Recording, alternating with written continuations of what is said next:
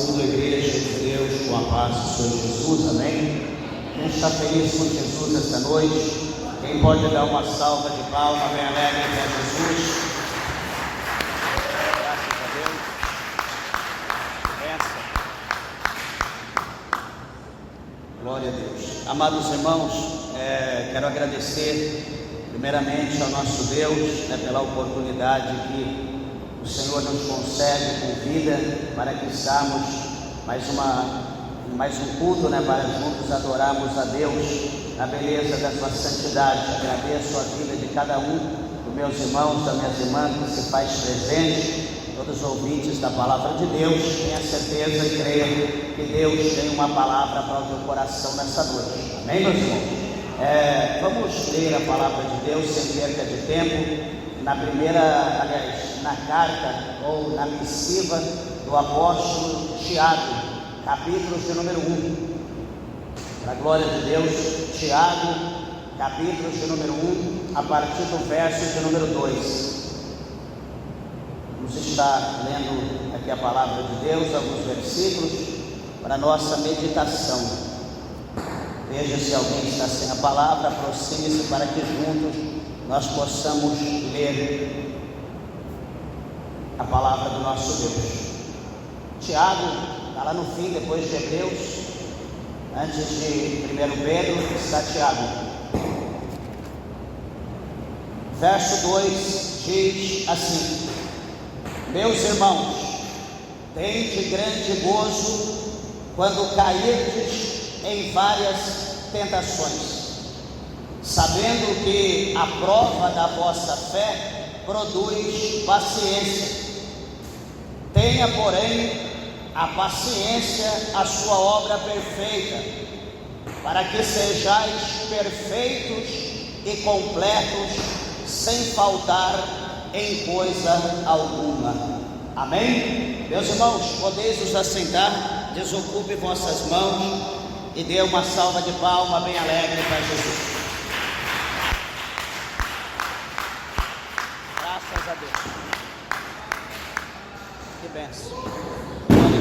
Glória a Jesus. Peço por favor a tua atenção à palavra de Deus, serei breve, devido o tempo, e espero que o tempo que Deus nos proporcionar seja suficiente para que nós possamos ouvir e compreender aquilo que Deus tem para nós por intermédio da sua palavra nessa noite.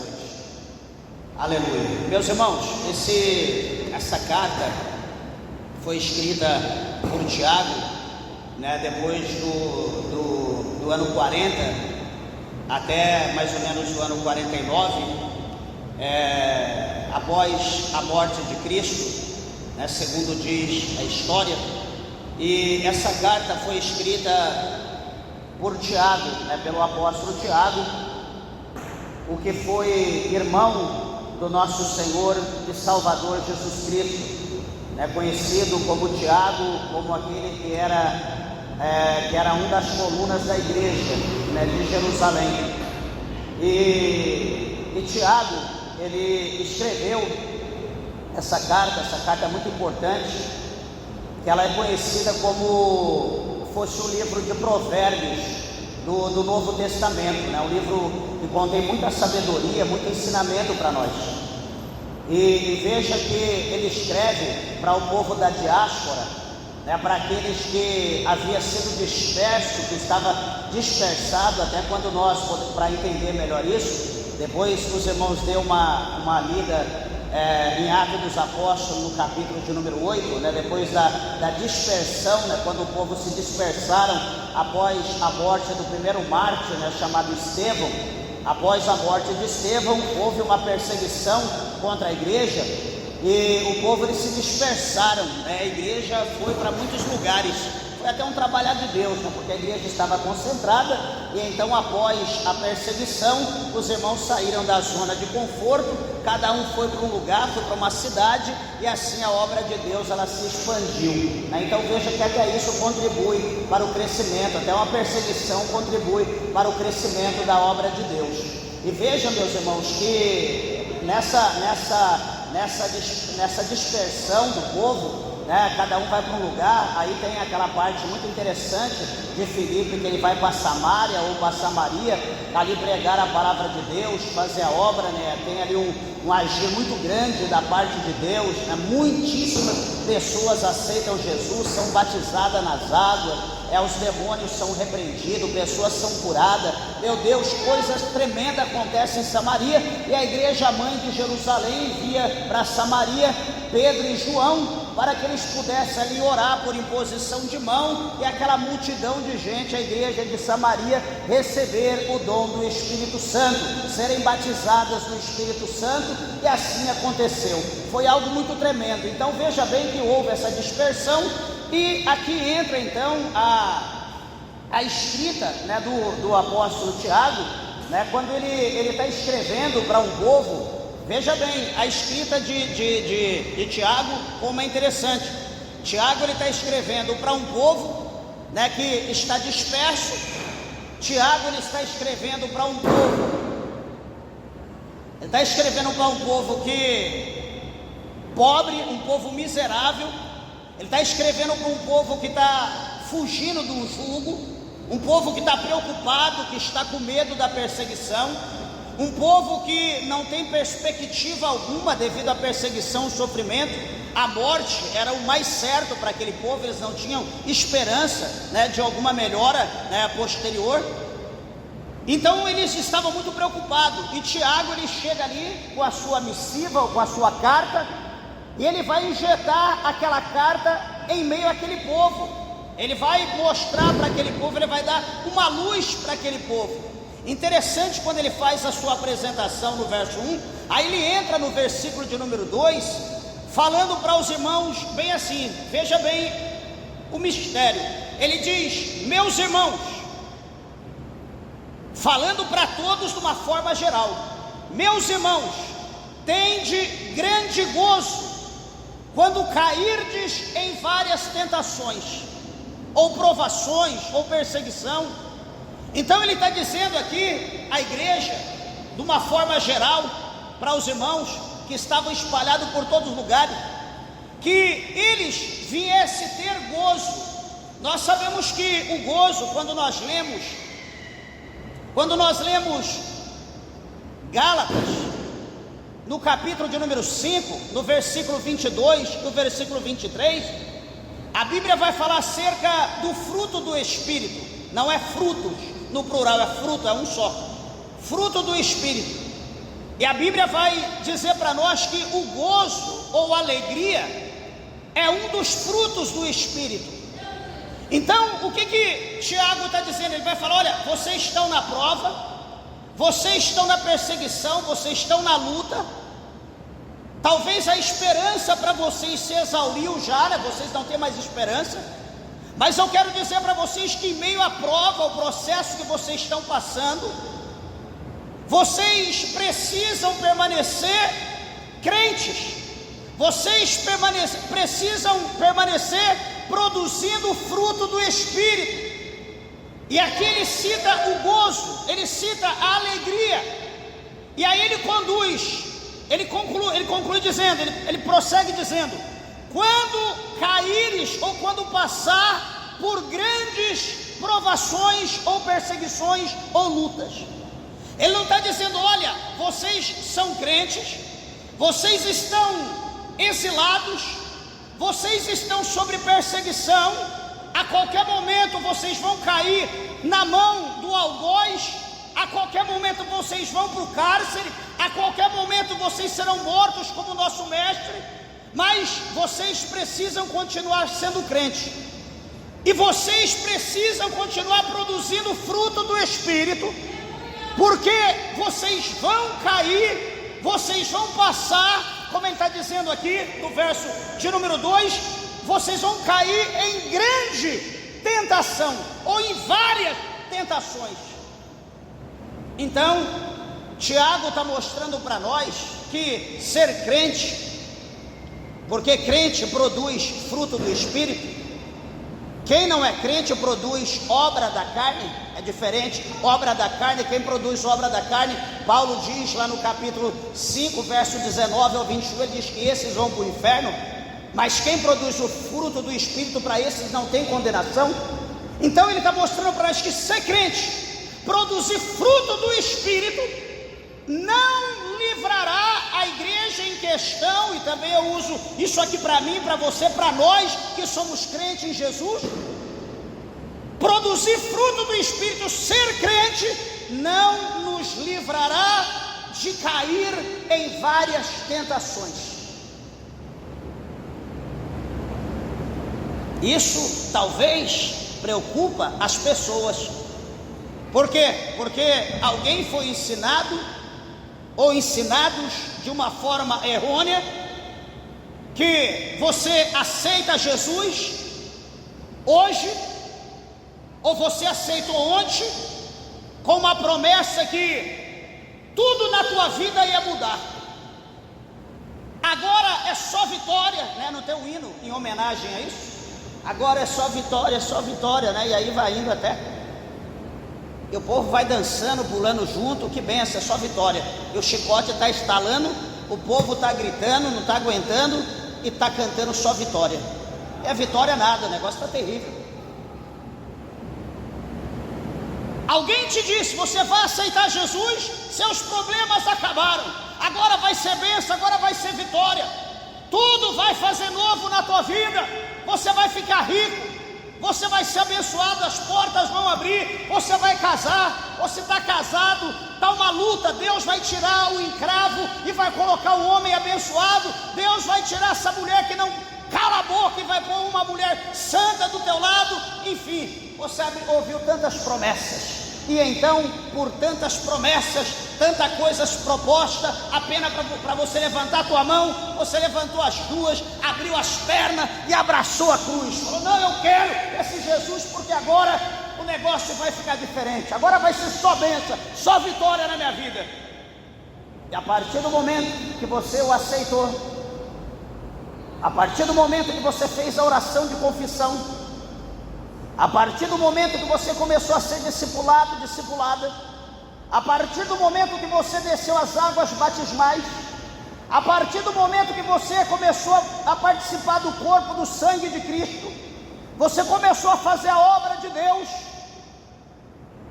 você percebeu que o caminho começou a ficar mais estreito, mais apertado, você começou a ver que as provas aumentaram, a luta começou a ficar pior, e você está esperando só vitória, você está esperando bênção, você está esperando milagre, você está esperando mudança de cativeiro.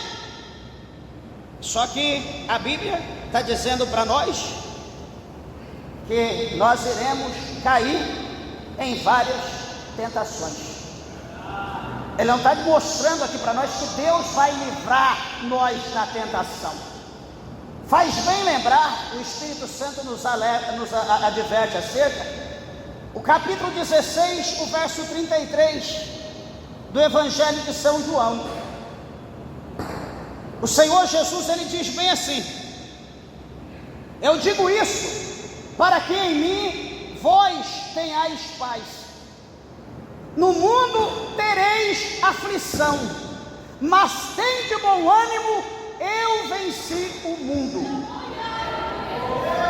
Então o nosso mestre, eu não posso chegar aqui, atropelar a palavra, maquiavelar a palavra, dizer, Jesus diz que no mundo vai ter aflição, mas eu garanto para vocês que vai ser só vitória. Vocês vão ser tonto, desculpa da expressão, ou bobo, de acreditar em mim e não acreditar em Cristo. Eu prefiro acreditar em Cristo do que num pregador que dizer, eu garanto que vai ser só vitória. Eu não acredito nele, eu prefiro crer na Bíblia. O apóstolo São Paulo, ele escreve a Timóteo, em uma das suas cartas, ele diz para Timóteo, Timóteo, meu filho, todos aqueles que desejarem servir a Cristo piamente ou fielmente, esses padecerão perseguições.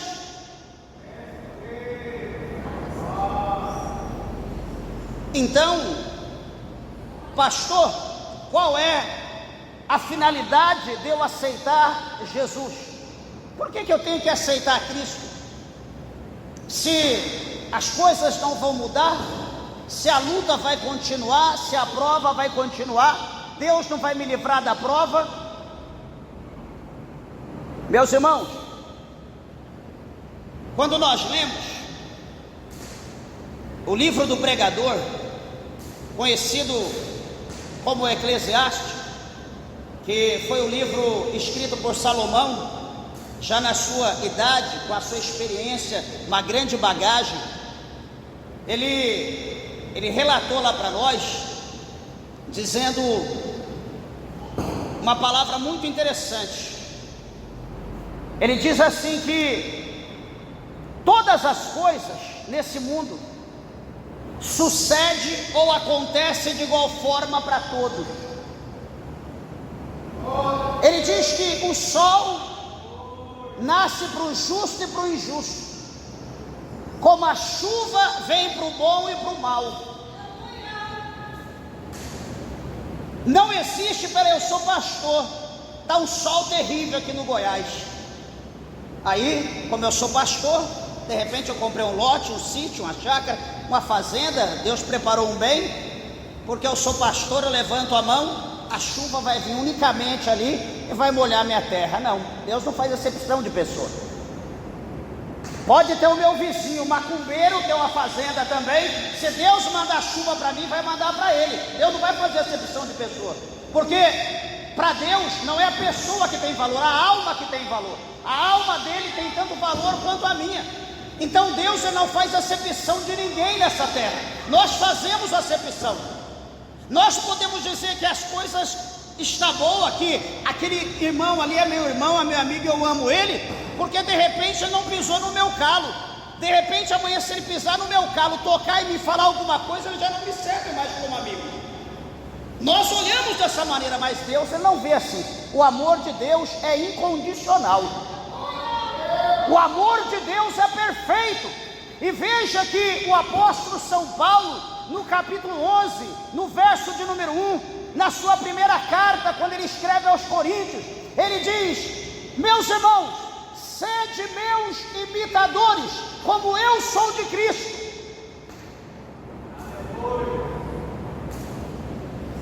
Então nós precisamos compreender que Deus, ele ama todo mundo incondicional, que Deus não faz acepção de pessoas, de ninguém, de nada.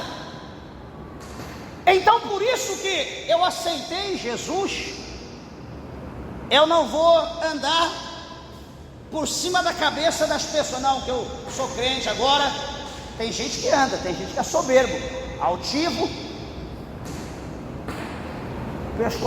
queixo lá em cima, salto, que para entrar no salto tem que subir na escada e descer dentro do salto. Tem gente para todo tipo. Só que esses não conhecem a Cristo, porque Cristo é humilde. Lá no capítulo 11, 27 do Evangelho de São Mateus, ele diz: aprendei de mim, que sou manso e humilde de coração. Como eu faço para ser um bom crente? Aprenda com Jesus, lê o Evangelho, aprenda lendo a Bíblia. Você não vai aprender comigo a ser um bom crente, eu sou cheio de falha, eu estou aprendendo, eu estou sendo lapidado. Mas nós aprendemos com Jesus por intermédio da palavra. Então, qual é a finalidade de eu aceitar Jesus se nada vai mudar? Irmãos, veja bem, que no capítulo 4 do Evangelho de São Mateus, uma certa ocasião, Jesus ele estava sendo tentado pelo diabo, né? Ele foi conduzido pelo Espírito Santo para ser provado, né? Para ser tentado, diz o Evangelho, no deserto. E na última prova do Senhor Jesus Cristo, foi 3, né, que a Bíblia menciona, mas teve várias, mas a Bíblia só menciona 3, talvez as principais. E a terceira, a Bíblia mostra para nós que Jesus foi levado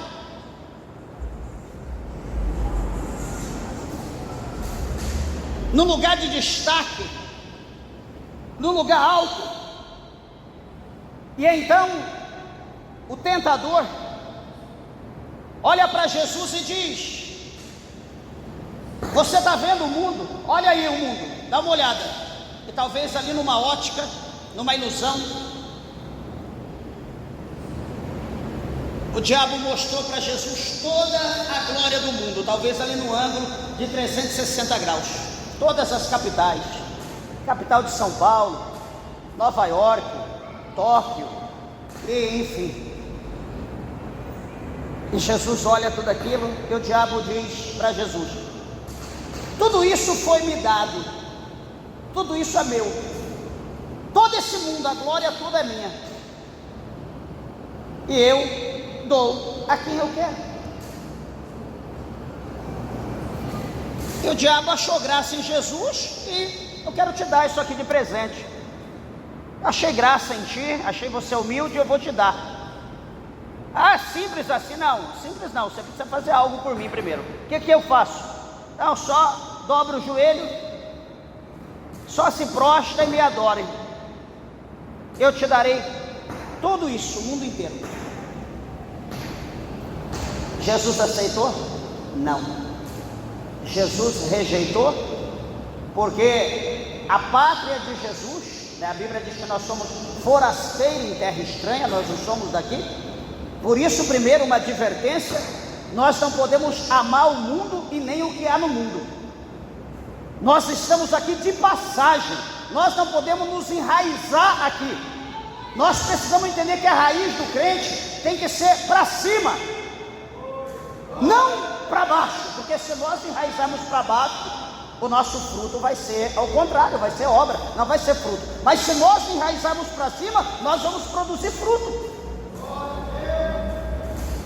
Veja, amados e queridos irmãos, que Jesus está mostrando para o diabo, ou o Evangelho está mostrando, Jesus está mostrando para nós, que uma alma, a de Cristo, ou a minha, a tua, porque a alma tem o mesmo valor, vale mais do que todo mundo. Jesus, ele não se vendeu, ele não se deu pelo mundo.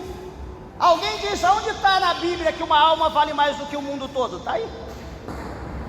O diabo queria que Jesus se prostrasse, ele daria o mundo. Jesus não, o mundo é pouco para a alma, porque o lugar que eu tenho, a pátria que eu tenho, isso aqui nem se compara com o céu. Quando nós lemos lá no Apocalipse, no 21, capítulo 21, nós vemos a glória do céu, as pedras preciosas, os diamantes, o ouro, enfim, o lago de cristal, a coisa excepcional, não compara com essa terra. Jesus seria doido de se vender pelo mundo, que a Bíblia diz lá na carta de Pedro, na segunda carta, no capítulo 3, no verso de número 7, se não me falha a memória, o apóstolo São Pedro, ele diz que este céu, essa terra que hoje se vê, estão guardados como tesouro para o dia da ira, para o dia da destruição com fogo, por causa da desobediência dos homens. Então Jesus sabe que tudo isso está guardado para o fogo, tudo isso vai ser destruído, não vai ficar pedra sobre pedra. Então Jesus ia trocar a glória eterna por uma realidade, entre aspas, momentânea, algo que seria destruído pela própria palavra dele. Nunca, Jesus não faria isso. Então, para aqueles crentes, que foram enganados, Deus abençoe, comprador. Para aqueles crentes então que foram enganados, eu quero dizer para você uma coisa: você não foi enganado, apenas não te passaram exatamente o que a Bíblia nos ensina. Porque, primeira coisa, não existe valor nesse mundo que possa comprar a salvação da alma. Jesus mostra isso no capítulo 4 de Mateus. Não existe nada que pode comprar nossa alma. Então o que Jesus fez? A Bíblia diz para nós aqui nas cartas finais, que nós somos comprados, não foi com ouro, não foi com prata, não foi com pedras preciosas, mas nós somos comprados com o precioso sangue vermelho, o sangue puro, o sangue carmesim, que foi vertido na cruz do Calvário, o nosso amado Salvador, Jesus Cristo de Nazaré. Ou seja, Jesus, ele comprou a mim, ele comprou você por intermédio do sangue que foi derramado na cruz do Calvário. Nós somos comprados por bom preço, por preço de sangue.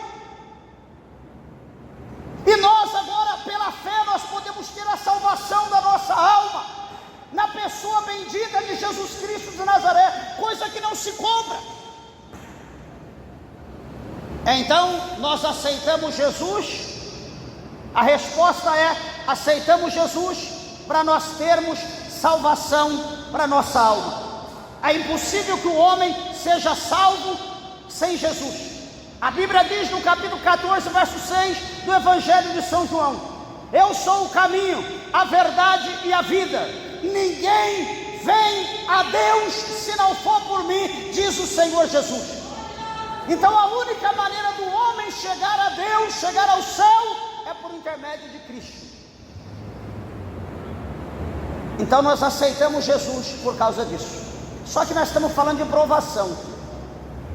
Quando nós cairmos, Tiago está dizendo para a igreja, Tiago está dizendo para os irmãos: olha, vocês estão passando por prova, só que eu, pelos olhos da fé, eu estou avistando que haverá provas maiores, haverá tentações maiores, haverá perseguições maiores no porvir, mais adiante. Só que eu digo para vocês uma coisa: a vossa prova, ou a prova da vossa fé, produz paciência, ele diz no verso 2, no verso 3 do capítulo 1. A prova da vossa fé produz paciência. Meus irmãos, a paciência, ela é uma virtude.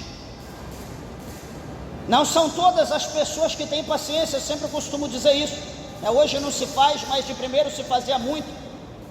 A gente está na fila de um banco, está ali com um cheque na mão, ou está ali com um documento para receber um determinado valor, alguma coisa, do trabalho, ou que seja. De primeiro era assim. E a gente está ali na fila, vamos tomar posse da bênção, e a gente está ali batendo o pé, está ali sentado ou de pé, batendo o pé, braço cruzado, batendo a mão, aquela ansiedade, aquele nervosismo, tipo assim, desesperado para chegar no caixa, para tomar posse da vitória, para receber o negócio. Nós já estamos na boca, nós estamos com a bênção na mão, e a gente não tem paciência, nós se desespera. Aqui Tiago está dizendo para nós que a prova da nossa fé. Então a primeira coisa, ele está dizendo para nós que a perseguição vai vir, a prova vai vir, a luta virá, mas nós precisamos primeiramente ter fé, confiar em Jesus.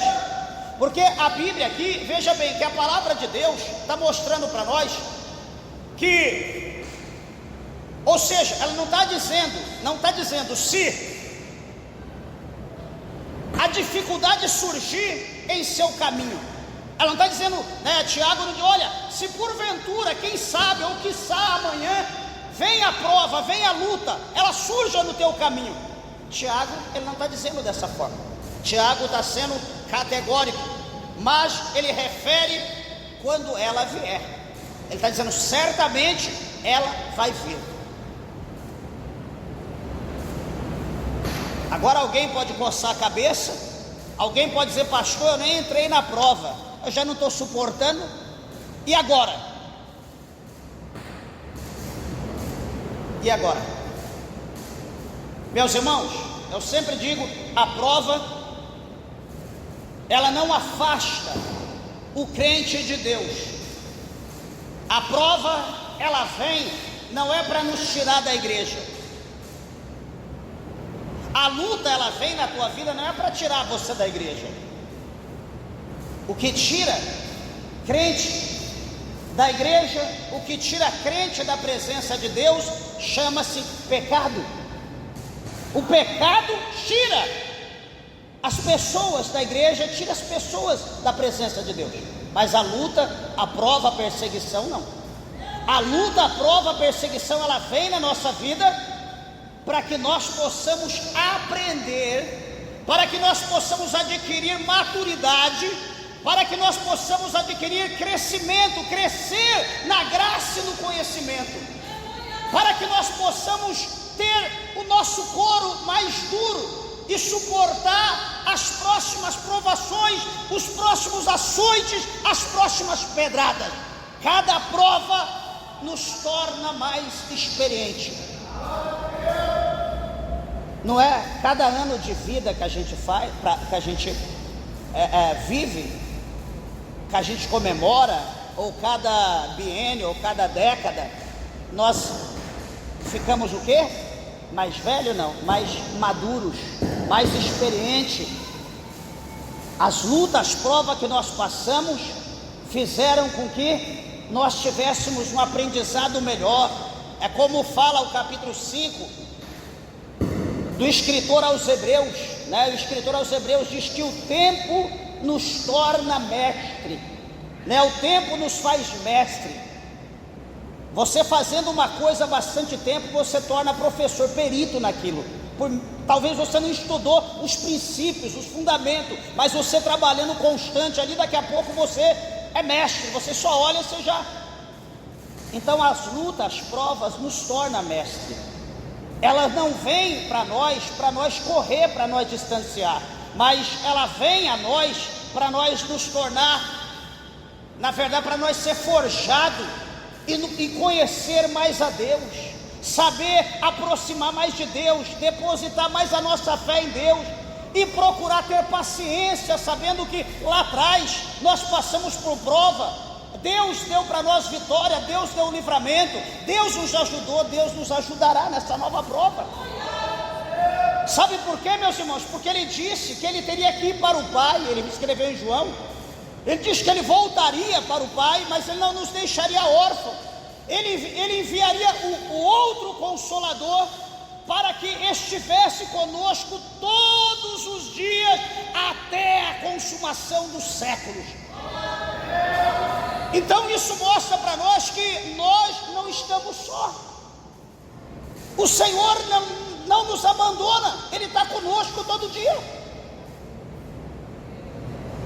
Pastor, mas por que eu passo por prova?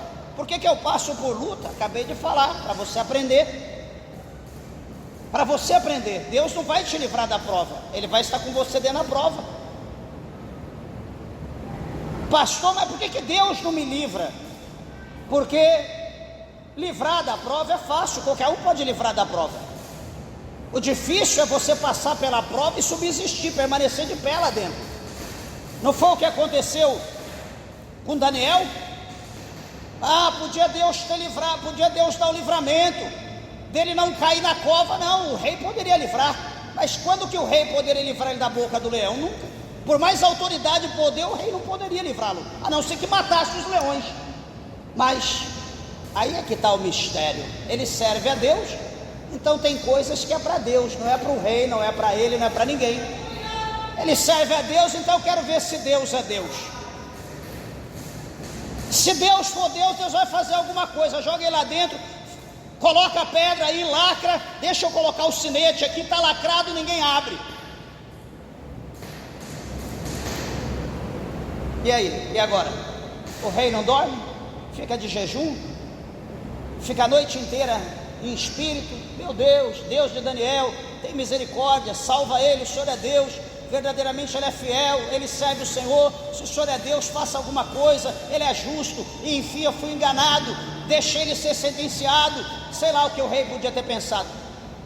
Pela manhã o rei levanta cedo de madrugada, vai lá perto da cova, grita lá: Daniel, servo do Deus Altíssimo, servo do Deus vivo, a propósito, esse Deus que tu serves, Ele te livrou da boca do leão, Ele pode fazer alguma coisa por ti. Fala, por favor, alguma coisa, dá um gemido aí.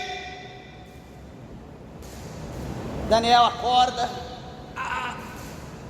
se estica: Rei, tu vives para sempre, o Deus que eu sirvo não achou iniquidade em mim nem em ti. Ele me livrou da boca dos leões, eu estou aqui em paz. O rei mandou abrir a cova, tirou Daniel e os inimigos, mais de 120, com esposa, filhos, multidão, encheu a cova. Acho que os leões devem estar comendo até hoje, se não morreram. É assim que Deus faz. Deus, Ele não livra. Deus lá dentro, ele mostra que ele é Deus e que ele tem o poder de mudar a circunstância. Sadraque, Mesaque e Abednego, Deus não podia ter livrado de ser lançado no fogo, não. Aí até mesmo Nabucodonosor poderia, os capitães poderiam, todos poderiam livrar, mas e lá dentro do fogo? Foi aquecido 7 vezes, nem a água apagava. Joga eles lá dentro. Quando jogou lá dentro, chega lá o homem do fogo, o quarto, o filho do Deus Altíssimo, está lá andando para lá e para cá. Fica tranquilo, eu estou convosco, eu estou com vocês, eu sou o refrigério, fiquem em paz, vocês não vão queimar.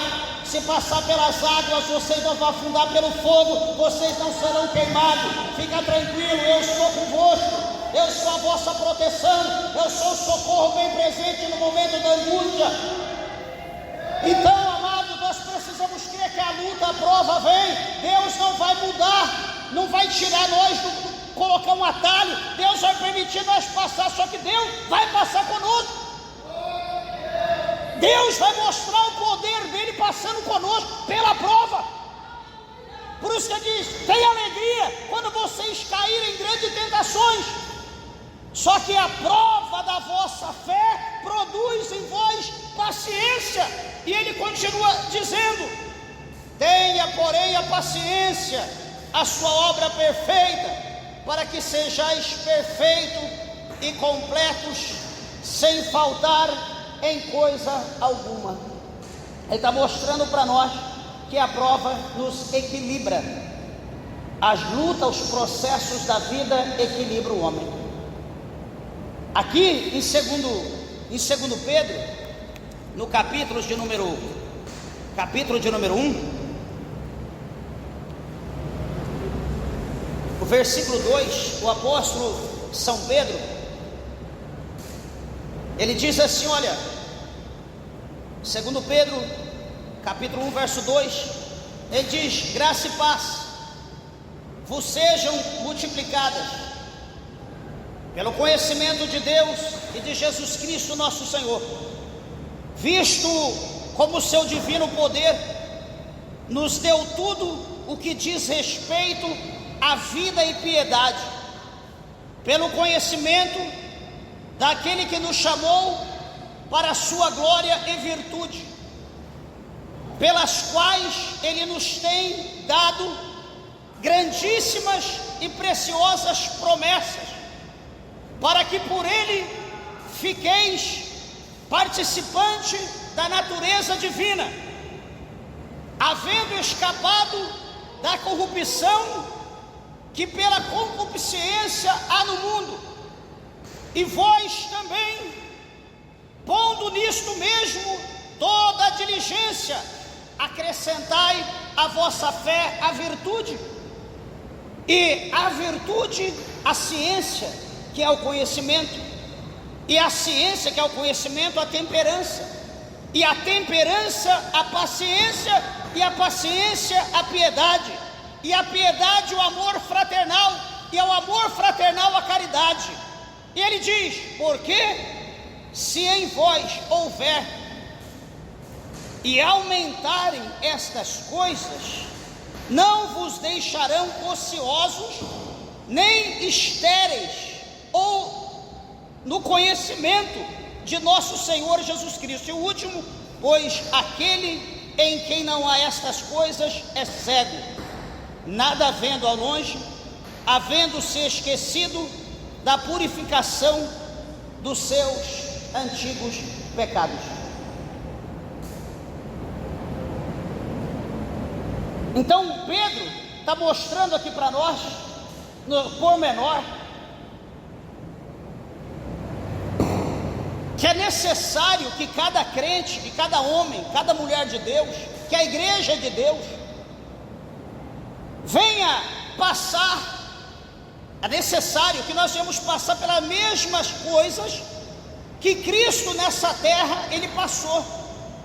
O escritor aos Hebreus chega a dizer que o nosso mestre, em tudo ele foi tentado, porém sem pecado. Jesus foi tentado em tudo, porém sem pecado. O problema, eu sempre digo aos irmãos que o problema não é a gente ser tentado, O problema é a gente cair no pecado, é ceder e fazer a vontade da carne. Esse é o problema. Ser tentado não é o problema, Jesus foi. Então, ou seja, como Jesus, ele passou por tudo que ele passou, e Jesus, ele alcançou a glória, ele alcançou um lugar de destaque, como Paulo fala aos Filipenses, no capítulo 2, um lugar que é sobre todo lugar, um lugar mais alto do que todos, aonde ele recebe um nome maior do que todos os nomes, aonde todo joelho no céu, na terra, embaixo da terra, terão que se prostrar diante dele, terão que confessar que ele é o Senhor, para a glória de Deus nosso Pai. Então, como ele passou por todo o processo, ressuscitando e alcançando essa glória, ele também, nós que somos os seus discípulos, nós que somos co-herdeiros, se nós somos fiel passando por tudo isso, nós também alcançaremos essa glória que ele alcançou. Está preparado para todos aqueles que forem fiel. Mas como nós lemos aqui no versículo de número 5, no versículo de número 6 e 7, o fruto do Espírito precisa seguir com todos aqueles que são fiéis a Cristo.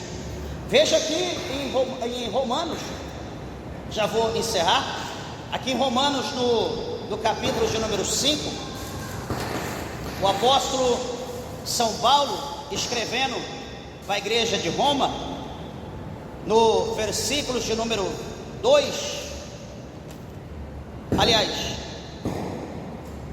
versículo 2, para nós entendermos melhor, versículo 1 vai: sendo, pois, justificado pela fé, temos paz com Deus, por nosso Senhor Jesus Cristo, pelo qual também temos entrada pela fé a esta graça na qual estamos firmes e nos gloriamos na esperança da glória de Deus. Versículo 3, não somente isso, mas também nos gloriamos nas tribulações. Espera aí, Paulo está dizendo aqui que na tribulação nós também devemos continuar sendo crente, nós devemos continuar gloriando, exaltando, bendizendo a Deus em meio à tribulação. Tem gente que na tribulação xinga, tem gente que na tribulação murmura, tem gente que na tribulação questiona, tem gente que na tribulação não dobra o joelho, tem gente que na tribulação ele não louva, não põe o louvor, não jejua, tem gente que na tribulação vai para qualquer lugar, não vem mais para a igreja, ele acha que a igreja é o culpado da prova que ele está passando. Veja que nós fazemos todo o inverso. É na hora da fraqueza que nós precisamos buscar força no forte. Quem é o forte? É Deus, Ele é o forte. Ele é a fonte de tudo que nós necessitamos, Ele é a fonte de tudo que nós precisamos. Se no momento da fraqueza, eu vou para o mundo, o mundo vai te afundar mais, você já está fraco. No momento da fraqueza, nós temos que buscar o forte, temos que buscar graça e fortaleza para nós nos levantar de novo. Ele é o nosso socorro bem presente na angústia. Então, gloriamos nas tribulações sabendo, veja, ele vai mostrar que parece que a tribulação vai produzir um fruto. E qual é o fruto da tribulação?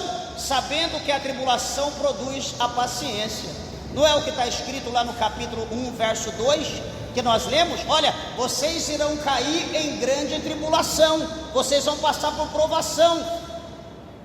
Só que essa provação, a prova disso, da vossa fé, vai produzir paciência. Então a tribulação sendo executada, nós permanecemos com fé, nós vamos aprender a ter paciência. A pessoa que é atribulada, a pessoa que não tem paciência, suponho, acredito que a prova, a tribulação dela será grande, de maneira tal que ela será quebrada. Em meio à tribulação ela vai aprender E esse processo da tribulação vai trazer para ela o fruto, que vai ser a paciência. Aí você olha para a pessoa: puxa vida, você é tão paciente, parece que você nunca passou nada nessa vida. Aí quando você abre a tua boca, começa a falar 1/10 das provas que você já passou, e você está com essa paciência toda. Eu tenho paciência porque eu passei por tribulação. Se eu não tivesse passado, eu não teria paciência. Então a tribulação produz a paciência, e a paciência também, ela vai produzir um fruto. Diz aqui, a paciência, ela produz o que? Experiência. A paciência produz experiência. Então veja que aqui a Bíblia está mostrando para nós que é um passo por vez, e esse passo vai fazendo com que nós vamos crescendo, que nós vamos adquirindo maturidade, experiência, como nós falamos lá atrás. E a experiência produz esperança. E aí ele fala no verso 5 que a esperança, ela não traz confusão. Meus irmãos, quantas pessoas estão confundidos? Será que eu estou no lugar certo? Será que eu estou servindo a Deus realmente? Será que é isso que Deus quer de mim? Tem pessoas que estão numa incógnita, dentro da igreja, com Bíblia, crente, batizado, só que está dizendo que a paciência, aliás, a esperança, ela não traz confusão. Por quê? Porque o amor de Deus está derramado, ou foi derramado em nossos corações pelo Espírito Santo que nos fora dado. Então, se nós temos a presença de Deus, se nós temos o Espírito Santo de Deus na nossa vida, nós estamos tranquilos, nós estamos no caminho certo. Nós não podemos desanimar, nos preocupar. Fica tranquilo, fique em paz, porque Deus, ele se responsabiliza. Só que, encerrando, meus irmãos, eu vou concluir agora,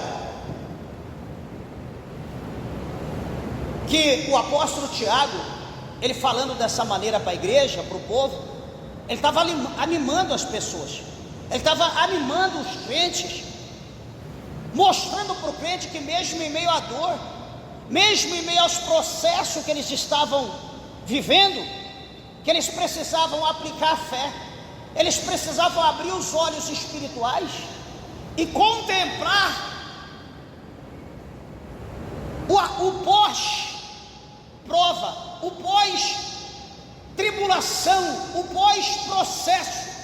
Eles teriam que abrir os olhos espirituais, como Tiago estava com os olhos abertos, e vendo o conforto, vendo a paz, vendo a bênção, vendo o milagre que os aguardavam do outro lado daquele processo que eles iriam passar muito em breve.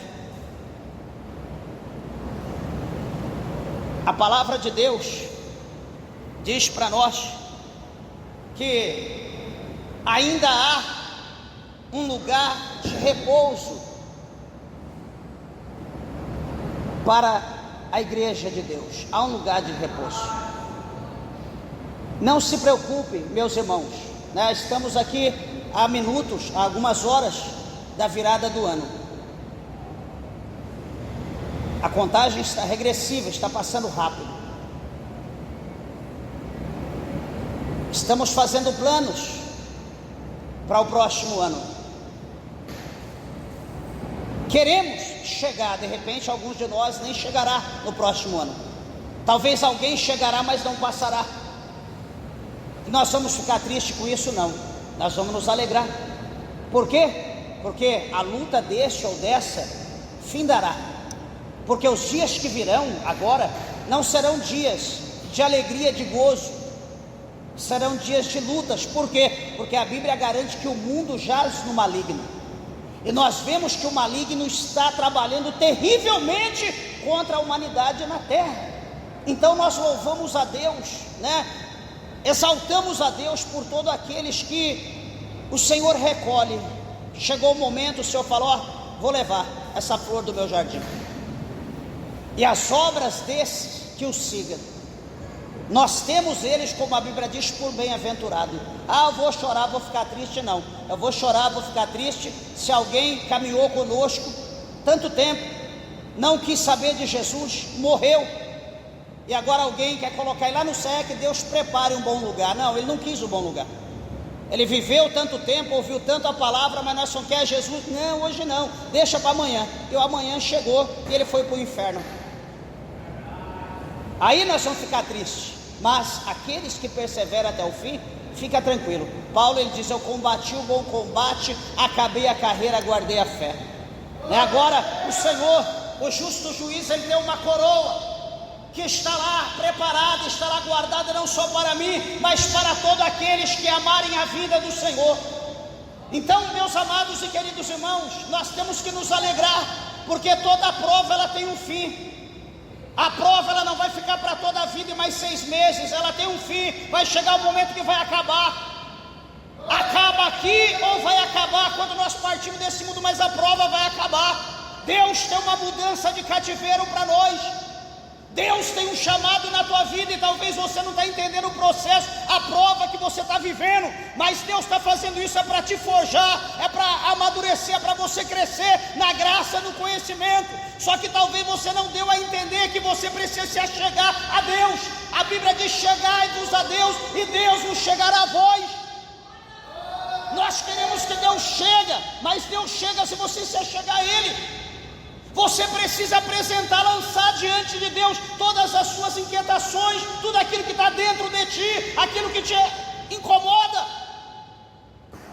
Eu vejo às vezes, conversando com pessoas, muita gente, e a gente vê que, se brincar, alguém vai conversar, falar alguma coisa, parece que vai cair o nosso ouvido, de tanto que fala. Eu falo: meu Deus, tem misericórdia, a gente fica ali, entendo. E você fica ali, dá até quase torcicolo, parece que vai cair a orelha, tanto que daí você pensa, fala: meu Deus, não poderia essa pessoa dobrar o joelho, fechar o olho, falar: Deus, meu Pai, eu sou teu servo, eu sou tua serva, Senhor, senta aqui do meu lado, meu Deus, deixa eu falar com o Senhor, deixa eu apresentar ao Senhor o que está dentro do meu coração.